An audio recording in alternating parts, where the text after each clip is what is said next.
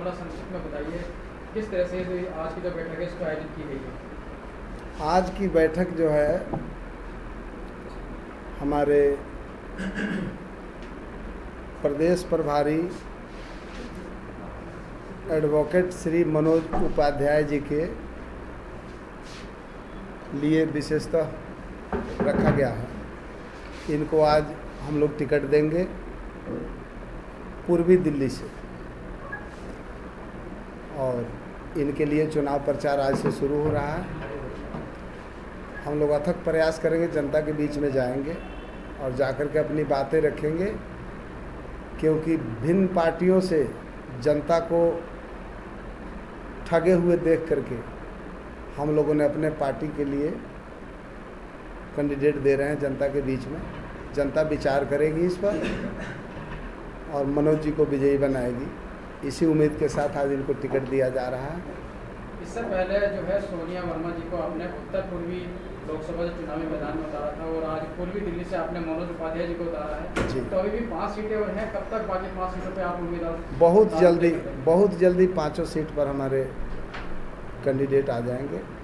हम लोग इसमें पूरा प्रयास कर रहे हैं कि जल्दी से जल्दी करें।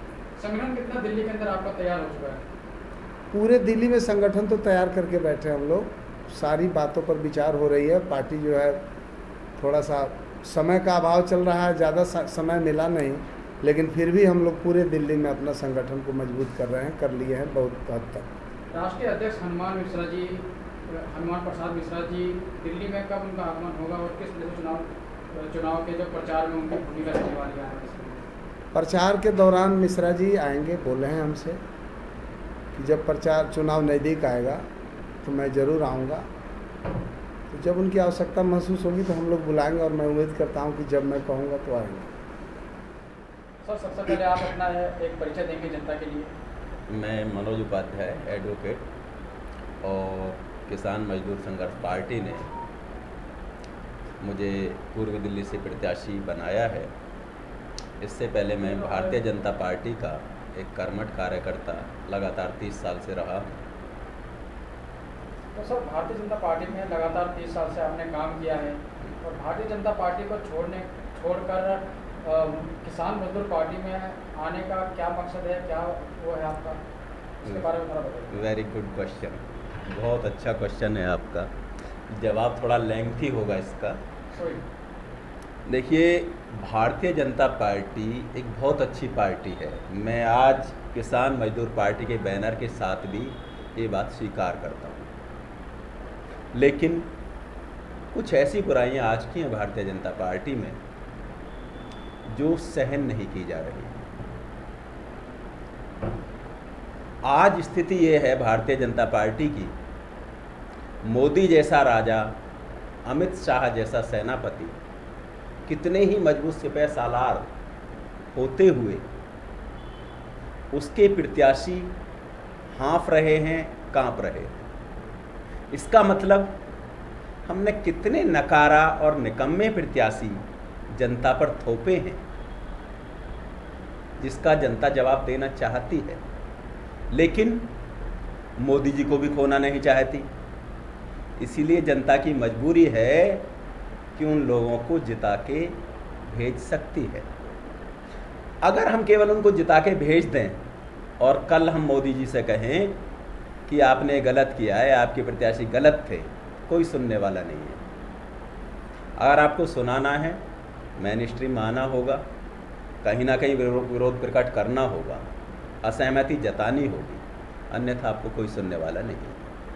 बीजेपी के बाद आपके पास एक ऑप्शन आम आदमी पार्टी भी है, जिसकी 3 बार दिल्ली के अंदर सरकार है, निर्विरोध 2 बार उन्होंने सरकार दिल्ली के अंदर बनाई है।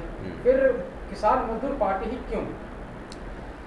इसका एक ही जवाब है कि मैं एक कट्टर देशभक्त और हिंदू भक्त प्राणी हूँ।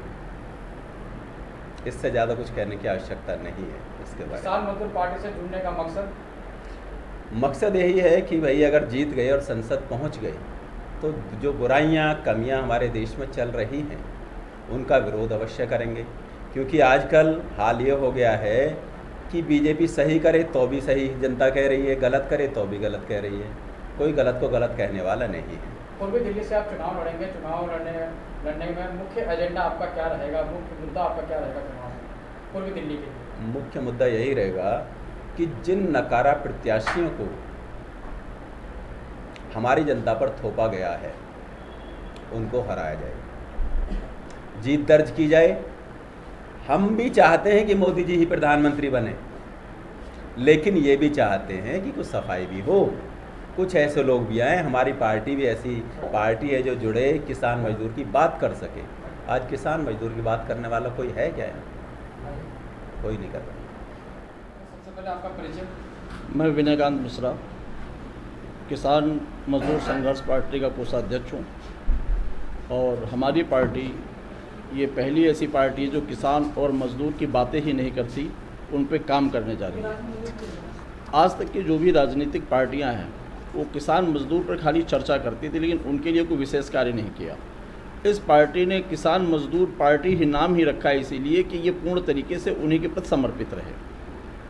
और अखंड भारत का सपना जब ही पूरा होगा जब किसान और मजदूर दोनों मजबूत होंगे, क्यों? वो हमारी मजबूती की नींव है और जब तक हमारी नींव मजबूत नहीं होती हम मजबूत नहीं होते, क्योंकि जितना निर्माण कार्य है वो मजदूरों के हाथ में रहता है और हमारे पेट का संचालन जो है वो किसान के हाथ में रहता है। मुद्राएं तो हम मशीन से छाप सकते हैं, लेकिन गेहूं और सब्जियां मशीन से नहीं छप सकती हैं। उनका निर्माण ज़मीन से होता है और उसका निर्माण किसान करता है। इसीलिए किसान को हमारा अन्नदाता भी कहा जाता है। और अखंड भारत बनाने के लिए भूखमरी जैसी समस्या पहले समाप्त होनी चाहिए और वो किसान के द्वारा ही समाप्त हो पाएगी। सर, आपको लोग 7 उम्मीदवार उतार रहे हो और 7 उम्मीदवारों के लिए कितना आपकी पार्टी तैयार है लोकसभा चुनाव के लिए? दिल्ली के अंदर 7 उम्मीदवारों के लिए हमारी पार्टी पूर्ण रूप से सक्षम है और पूरी मेहनत के साथ तैयारी में लगी है। 7 में से कितनी महिलाएं आप उतार रहे हैं, कितने पुरुष चुनावी मैदान में आप हैं? ये अभी तो 2 टिकट क्लियर हुए हैं। हमारा 2-3 दिन के अंदर ये क्लियर हो जाएगा कितने महिला उम्मीदवार हैं और कितने पुरुष उम्मीदवार हैं। मुख्य एजेंडा, मुख्य मुद्दा आपका क्या रहेगा चुनाव में दिल्ली के लिए? मुख्य एजेंडा और मुख्य मुद्दा यही रहेगा कि दिल्ली का जो विकास कार्य अधूरा है और जो जनता की बातों पर ध्यान नहीं दिया जाता, यहाँ पर गरीब और मजदूर वर्ग के ऊपर कोई ध्यान नहीं दिया जाता, उसके लिए हमारी पार्टी विशेष कार्य करेगी। एक प्रवासी फैक्टर भी दिल्ली के अंदर दिखाया जा रहा है, क्योंकि प्रवासी की आबादी पूरी दिल्ली में सबसे ज़्यादा है, क्योंकि दूर दूर से अलग अलग राज्यों से आके लोग यहाँ बसे हैं, लेकिन आज तक प्रवासियों की बात कोई नहीं करता। तो उसके लिए पार्टी आपकी क्या क्या काम करेगी या क्या क्या मुद्दे लेकर चलेगी? दिल्ली में हमारी पार्टी प्रवासियों के लिए विशेष समर्पित है, क्योंकि हम सभी लोग प्रवासी ही हैं जो दिल्ली को बसाया है। ये राजधानी प्रवासियों की दम पर ही चल रही है और प्रवासियों की समस्या को समाप्त करना हमारी प्रथम प्राथमिकता है।